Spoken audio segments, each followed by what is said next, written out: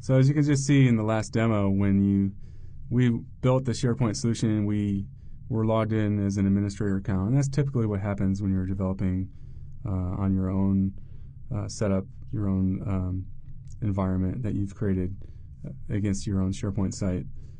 But then when you go to test it, another user, maybe you don't test it, but maybe you promote this solution up to a higher level, like a QA server or something, or staging server, and then that's where you run into these types of security errors. So the code that works for you fails for a normal user because that user lacks the ownership of the site where the code is deployed. So these exceptions they're easy to identify and fix. So the second type of error is worse, and that's when you don't properly manage system resources by properly disposing of the object instances when the resources are no longer needed. And this is one of the perils of working with the SharePoint object model, is there are a few objects that are disposable, namely the SPSite object and SPWeb. Whenever you create those need to be disposed of. So the previous example that we worked on, it ran, but failed when we logged in as a visitor. And that was because the default runtime I identified is the authenticated user. So one user, when I was the administrator of account, had the permission to enumerate all the webs of the site collection, and then that test user account didn't. But you could actually assume for a moment that the code ran under the permission of the system account. Now, when I say the system account, I'm talking about the identity of the application pool that the SharePoint web application is using. Let's say, for example, that we elevated the permissions of the code that was just running. So even though we're logged in as test user, but we wanted to elevate those permissions, well, with the current code that we have right now, it would still fail because we're using the SPContext object, and SPContext.current, that's gonna, if we call SPContext.current and get the current user like we were doing, it's still going to give us the current user, and that still has the same security context. Even if we try to elevate the privileges, we can't elevate the privileges using the current context. So a lot of times, what you have to do is you have to create code that performs actions on behalf of a user that doesn't have permissions. So it doesn't have permissions to do what it needs to do or perform the action. So in those cases, we need to elevate permissions, but there's a way of doing that, and the way of doing that is via impersonation. And the number one important thing is you have to create a new site collection. You can't use the SPContext current site. You can't use that because it's associated with the context of that lower privilege user. So you have to instantiate a new site collection object. And one way of doing that is SharePoint actually gives us a static utility method in the SPSecurity class called RunWithElevatedPrivileges.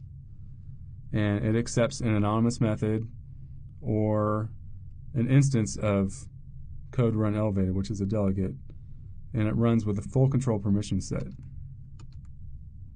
So what that effectively allows us to do is impersonate the service account or the application pool account. And we don't have no user ID or password has to be entered. It just gets elevated. So whatever permissions the service account has, when you call run with elevated permissions, then that's what your code will be running as. And it does, in order for it to take on that security context, you have to create a new instance of SPSite. So if your code is adding or modifying or deleting elements of a site on behalf of users who don't have permissions to perform the operation directly, we need to use the run with elevated privileges. Sometimes we may be doing an update while we're in that elevated privileges state. And in those cases, especially if it's on an HTTP GET request, SharePoint considers that to be an unsafe update. It doesn't consider it to be safe for example, to update an item in a list while you're doing an HTTP GET. And there is a way around that. What you can do is on either the web or the list, whatever you're trying to update, there's a property called AllowUnsafeUpdates. So in this case, for the web, we would just say, for this web, we'd say, okay, allow unsafe updates, set it to true. And then once we're done, call update. And right now, let's just go ahead and take a look at that. Let's fix the error that we just had in the previous demo, and let's get it to work for that test user account so they can iterate through all the lists. Okay, back into our web part now, and we need to elevate the privileges. So we need to change a few things. So first thing I'm going to change is I'm going to refactor this stuff out into a method. I'm going to extract a method. I'm just going to call it, we'll just call it write output.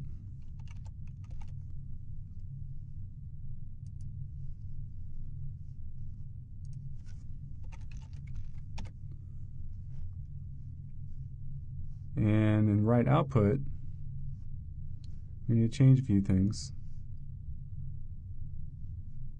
So first thing I'm going to do,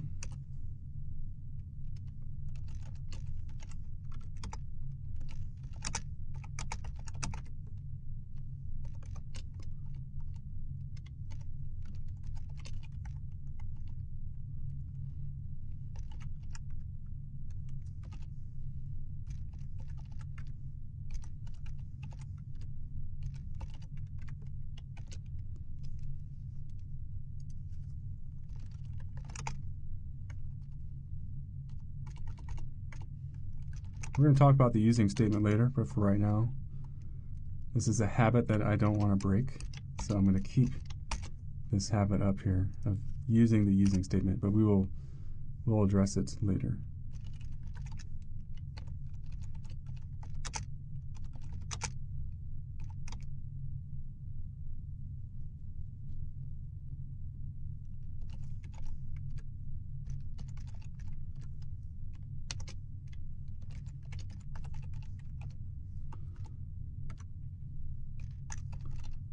So we're still going to use the SP context here, but we're just using it to find out the current website that we're in.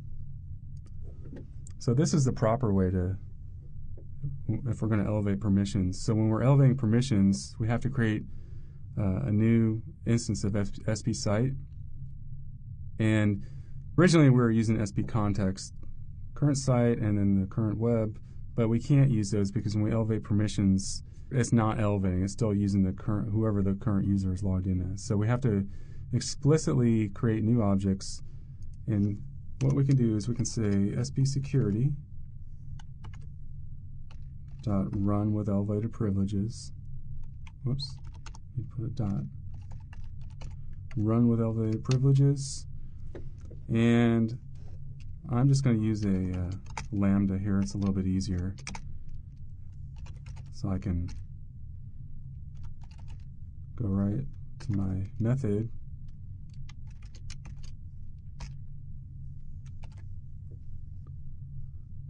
I forgot to pass in the writer. So what this is doing, we're saying we're going to telling the run with elevated privileges method to go ahead and execute this method write output as the system account, or as it's going to be running it with full control rights. So as the account of the service account or the application pool account. So we can go ahead, let's recompile this, make sure it compiles. And then let's deploy it.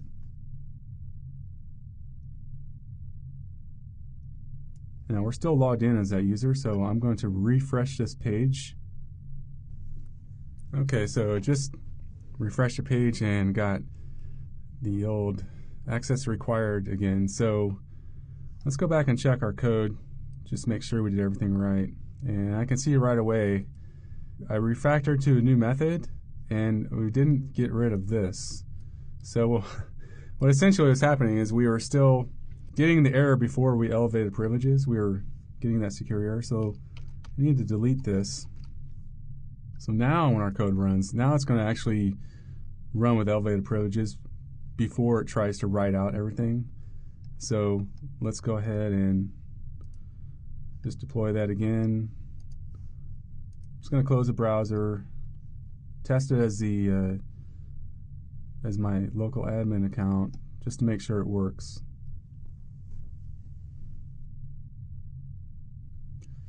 Okay, so web part's still working, so I'll close this.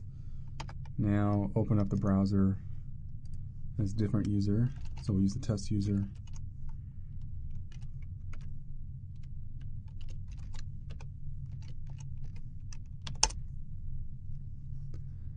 And we'll go to our site. And sure enough, now we're running. You can see we're running as test user, and we're able to iterate through all the subsites and the lists for each site. And we're not getting any more security errors.